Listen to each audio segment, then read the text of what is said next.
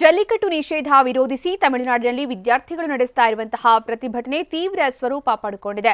ಸೇಲಂನಲ್ಲಿ railway ಹಳಿ ಬಳಿ ಪ್ರತಿಭಟನೆ ನಡೆಸ್ತಾ ಇದ್ದ ವೇಳೆ ವಿದ್ಯಾರ್ಥಿಯೋರ್ವನಿಗೆ ಕರೆಂಟ್ ಶಾಕ್ ಹೊಡೆದಿದೆ. ಎಲೆಕ್ಟ್ರಿಕ್ ಶಾಕ್ನಿಂದ ಕುಸಿದು ಬಿದ್ದ ವಿದ್ಯಾರ್ಥಿ ಲೋಕೇಶ್ನನ್ನ ಸ್ಥಳೀಯ ಆಸ್ಪತ್ರೆಗೆ ದಾಖಲಿಸಲಾಗಿದೆ. ಇನ್ನು ತಮಿಳುನಾಡಿನ ಮಧುರೈನಲ್ಲೂ ಕೂಡ ರೈಲು ತಡೆದು ಪ್ರತಿಭಟನೆ ನಡೆಸ್ತಾ ಇದ್ದಾರೆ. ರೈಲ್ವೆ ಹಳಿ ಮೇಲೆ ಕುಳಿತು ವಿದ್ಯಾರ್ಥಿಗಳು ಆಕ್ರೋಶ ವ್ಯಕ್ತಪಡಿಸ್ತಾ ಇದ್ದಾರೆ. ಇನ್ನು ನಾಗರಕೋಯಿಲ್ ಸಿಕಂದರಾಬಾದ್ ಕೊಯಮತ್ತೂರು ನಾಗರಕೋಯಿಲ್ ಮಾರ್ಗದ ರೈಲುಗಳನ್ನು ಕೂಡ ತಡೆಯಲಾಗಿದೆ. ರೈಲು ತಡೆ ಹಿನ್ನೆಲೆಯಲ್ಲಿ ಸಾವಿರಾರು ಪ್ರಯಾಣಿಕರು ಪರದಾಡ್ತಾ ಇದ್ದಾರೆ. ಜಲ್ಲಿಕಟ್ಟು ನಿಷೇಧ ವಿರೋಧಿಸಿ ತಮಿಳುನಾಡಿನಲ್ಲಿ ವಿದ್ಯಾರ್ಥಿಗಳು ಬೀದಿಗೆ ಬಂದು ಪ್ರತಿಭಟನೆ ನಡೆಸ್ತಾ ಇರುವಂತಹ ದೃಶ್ಯ. ಅದರಲ್ಲೂ ಕೂಡ ಚೆನ್ನೈನ ಮರೀನಾ ಬೀಚ್ನಲ್ಲಿ ನಡೆದಿರುವಂತಹ ಪ್ರತಿಭಟನೆಯ ಸ್ವರೂಪವನ್ನು ನಾವೀಗ ನೋಡ್ತಾ ಇದ್ದೀವಿ. ಈ ಸಂದರ್ಭದಲ್ಲಿ ವಿದ್ಯಾರ್ಥಿಯೋರ್ವನಿಗೆ ಎಲೆಕ್ಟ್ರಿಕ್ ಶಾಕ್ ಕೂಡ ಹೊಡೆದಿದೆ. ಆತನಿಗೆ ಚಿಕಿತ್ಸೆಯನ್ನು ಕೊಡ್ತಾ ಇರುವಂತಹ ದೃಶ್ಯವನ್ನು ಕೂಡ ನಾವೀಗ ನೋಡಬಹುದು.